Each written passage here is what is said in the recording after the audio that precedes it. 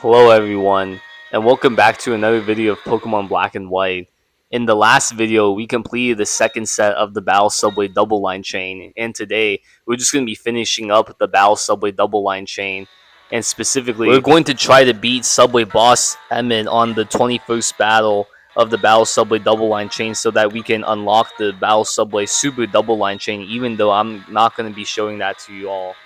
And I say boss because I just realized that after looking at all my previous uploads that I've been referring to the bosses in the Battle Subway as Subway Master, but it's actually supposed to be Subway Boss. Yeah, I was looking at Cerebee's page, a website about the Battle Subway, and they have all the bosses in this game listed as masters instead of bosses. And the reason why is because the Masters is what the Japanese version of the Pokemon game calls them as, but in the English versions of the Pokemon Black and White games, which is the versions that pretty much all of us are playing here in the US, the English versions of the game have them titled as bosses instead of masters. That really threw me off because on other websites they have the job titles and trainer classes of Ingo and Emmett as boss instead of master, but the Cerebee website, which is the one that I've been looking at this whole time, has it as masters, which, you know, I know it's semantics and it's really trivial at the end of the day, but still, it's just something worth pointing out, and it just been in my head this entire day. Now, those Behemoths can really be a pain in the ass to knock out, but luckily I have Garchomp with me too, and even though Shadow Ball wasn't able to knock it out in one hit, Earthquake was able to finish the job. And luckily, Gengar is faster than Scolipede, and Garchomp is too. Wow, I thought Scolipede was faster than both Gengar and Garchomp, but I guess it must have not had a positive nature in speed or something, huh? But yeah, so far my strategy when playing the doubles format in the Battle Subway is to use Shadow Ball on whichever Pokemon on the opponent's side is the strongest. Like in the previous example, it would be Scolipede instead of Watchog. And then I would use Earthquake to hit both of the Pokemon on the battlefield. And in doing so, I usually be able to knock out at least one of the two Pokemon on the opponent's side, if not both. And see, Shadow Ball, when combined with Earthquake, can almost always knock out the opponent's Pokemon in one hit, outside of a few bulky ones like Crustle or Stoutland. Which is nice, because I don't even have to use Destiny Bond on Gengar whenever it's at 1 HP from the Focus Sash, or when it's at low health.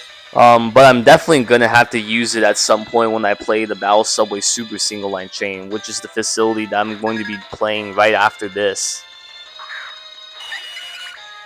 Okay, Woobat and Elgin. That's interesting. Yeah, in the third and final set of the Battle Subway Double Line or Single Line Chain, it's usually a toss-up between if you're going to fight trainers that have fully evolved Pokemon on their team, like in the first battle of this set, or if you're going to fight a trainer that has, not fully evolved Pokemon like this trainer is in this battle, and like all of the previous battles in the first two sets. But yeah, there's really no excuse to lose any of these battles, especially the ones where you're facing a not even fully evolved team.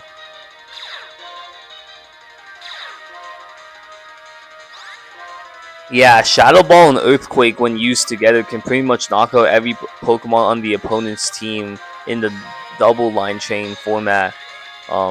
Like if you're going up against a trainer that's using not fully evolved Pokemon like this trainer is.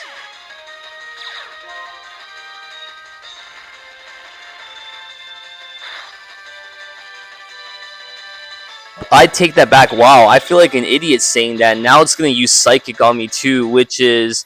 Oh, it's going to take me down all the way to my Sash. Wow. And Muna just had to live with a sliver of health.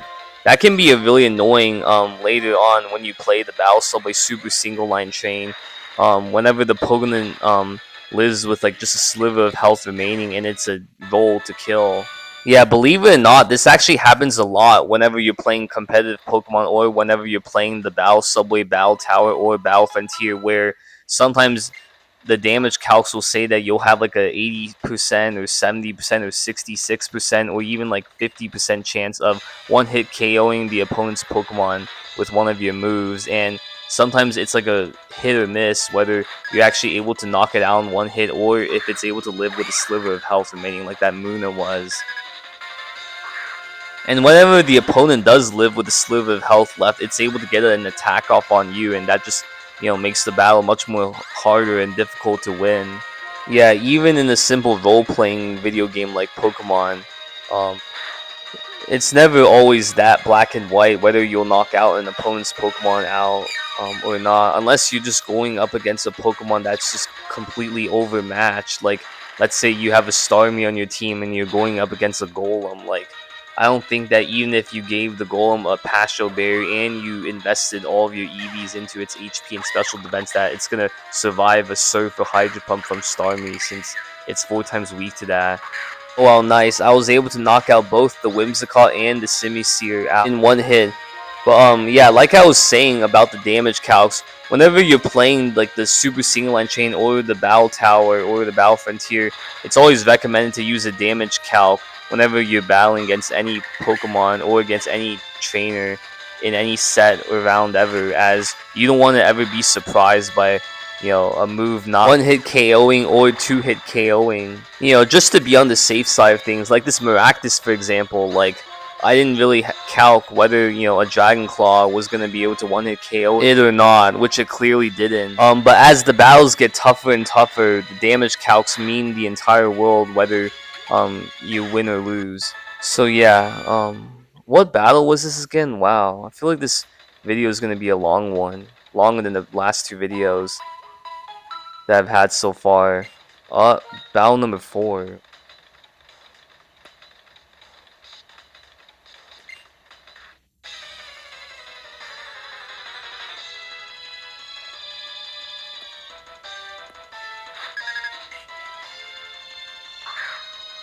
Alomomola and Simipour.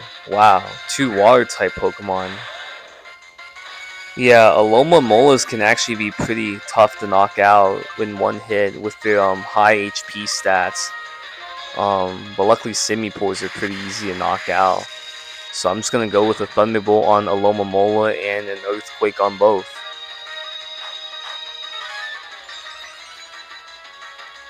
The Cell Battery? Wow, I've actually never seen any Pokemon hold that item ever in any battle that I've ever played in any Pokemon game ever. Whether competitive or non-competitive. And wow, I'm just jinxing myself with all of these false claims. Like, I said that Simipours are easy to knock out, yet it was actually able to live in Earthquake from Garchomp, and it was able to take Gengar all the way down to its sash with Shadow Claw. Yeah, that's the 2nd time in this video already that I've made a claim that the opponent's Pokemon will be easy to knock out in one hit, and both times it was able to live, like with a sliver of health remaining. I'm really glad that these Scolipeds aren't giving me much trouble at all so far in the Battle Subway. I haven't looked up the Battle Subway Pokemon's movesets or EV spreads or natures yet, but I'm willing to bet that at least one of the Scolipeds in the Battle Subway has a positive speed nature, not a neutral one like this Scolipede is, and all of the Scolipedes that we fought so far in the Battle Subway in the single line and double line chain. So yeah, I believe that Crustals have really high physical defense, but their special defenses aren't as great, so a Shadow Ball and an Earthquake would still be able to knock it out in one hit. Alright, battle number 5. Come on, only 2 more battles before we finally get to battle and face Subway Boss Emmett.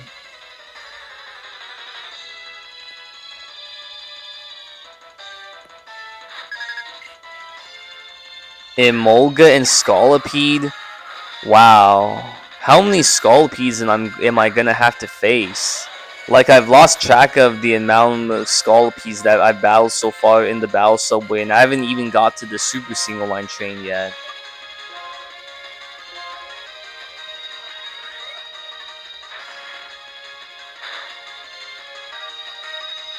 Oh wow, 1 Shadow Ball is all it takes to knock out the Emolga? Dang, I've always, had PTSD whenever going up against Emolga, because of, the gym leader Lisa in Nimbasa City whenever I played this game. Especially when I was a little kid, because I remember those Emolgas would be so annoying to face.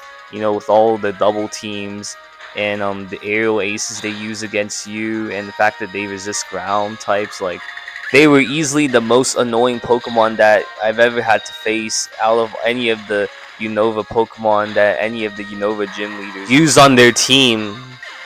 Like every time that it uses double team on you and you miss, like it's just a chain reaction where it's just gonna keep using double team on you until you finally hit it. And then even then, like, because there aren't any good rock type or ice type Pokemon or rock type moves or ice type moves at that point during the game, it's really hard to knock them out in one hit. So even if you get it down to like 1 or 2 HP left, Lisa will just heal it up back to full HP again with a hyper potion, and then you'll be stuck having to deal with it at like +3 evasion or something like that. And then it just makes the battles drag on a lot longer than it needs to be. So yeah, luckily those Sigilifts and Watchhogs have not been giving me any issues so far at all in the Battle Subway. Like one Shadow Ball is all it takes to knock out Sigilift, and usually Earthquake can come close to, if not knocking out Watchog in one hit. Alright, battle number 6, Emolga and Swanna. Wow. Swannas are so easy to knock out if you have an electric type Pokemon or move on your team. And I'm just going to go with Thunderbolt on Swanna and Dragon Claw on Emolga. Yup, one shot. And Dragon Claw. Alright, let's see. Oh, the Dragon Claw was able to take out Emolga in one hit too. And luckily that Emolga did not have the static ability, which would have paralyzed me. Even though Garchomp is a ground type Pokemon. Yeah, I guess that Emolga must have had the Motor Drive ability on it then instead, which would not only raise its speed stat by 1 stage whenever you hit it with an electric type attack, but also make it immune to any electric type attack that you use against it. Alright, these are the last 2 Pokemon that I'm gonna battle before I face Subway Boss Emmett, Stunfisk and Crustles, and I feel like we've seen a lot of Crustles so far in the Battle Subway too, but luckily we've been able to knock them out and handle them with no difficulty at all. Or not much difficulty, I don't want to just say no difficulty since they are pretty bulky for the most part, like I said earlier in the video. And while I'm surprised that Earthquake wasn't able to knock out Stunfisk in one hit, but I guess it doesn't matter now because all we have left is one more battle in this set, this third and final set of the Battle Subway Double Line Chain, and drum roll. Yup, we're about to battle who else but Subway Boss Emmett. Alright, here we go. Just like Subway Boss Ingo, Subway Boss Emmett also uses the Champion's theme for your battle against him. Champion Alder, that is. Which we won't actually get to battle and face until after we've completed this Battle Subway challenge. So it might take another couple more weeks or even months before we get to him. So it's gonna be a while. Alright, I'm gonna use Shadow Ball on Garbodor and Earthquake on Clean Clang, and wow, it just used Protect on me right when I was about to hit it with Earthquake, but luckily I'm able to get a Shadow Ball off on Garbodor. Yeah, Subway Boss Emmett pretty much uses the exact same Pokemon and movesets and held items and natures as Subway Master Ingo does in the single line chain. He just has one more Pokemon on his team for this battle since this is a doubles battle. Crustle, wow. We battled so many Crustles during this video so far, and it's not a coincidence that Subway Master Emmett has one on his team as well. So by now, you should have more than enough practice and experience on how to deal with and how to knock out his Crustle. Now Toxic, that's going to be really annoying. That's just going to make the battle drag on longer than it needs to be. Okay, wow. I'm surprised that Earthquake wasn't able to knock out Clean Clang in one hit. Like I said earlier in the video, I haven't done any damage calcs on any of these Pokemon that I'm battling so far in the Battle Subway Single Line Chain or Double Line Chain. But still, it's always annoying when the opponent lives with like a couple of HP left or just a sliver of health left, and it always feels like the RNG is working against you, where you're not getting the full damage calc, or a roll that can knock out the opponent's Pokemon in one hit, or even 2 hits. We're gonna find out pretty soon when we take on the Battle Subway Super Single Line Chain. Alright, he only has one more Pokemon on his team, and that's Durant. These things are actually surprisingly fast. Like, I believe that they're faster than Garchomp, but they're slower than Gengar. Durant has really high physical defense, but has really crappy special defense. So even a move like Thunderbolt, which is an even stab on Gengar, can still do well over half to it. And hey, one more Earthquake's gonna knock it out, and that's it. That's it for Subway Boss Emmett. We have defeated him, and what that means is that we have pretty much completed the Battle Subway Double Line Chain. We have unlocked the Battle Subway Super Double Line Chain, but more importantly, all that's left for us to do is to take on the Battle Subway Super Single Line Chain, and then we'll be done with the Battle Subway forever. So yeah, thank you all so much for watching. Stay tuned for more, and be sure to subscribe if you haven't already. And I'll see you all in the next video, where we're finally going to be able to take on the Battle Subway Super Single Line Chain and hopefully get 100+ wins. So yeah, see you all in the next video.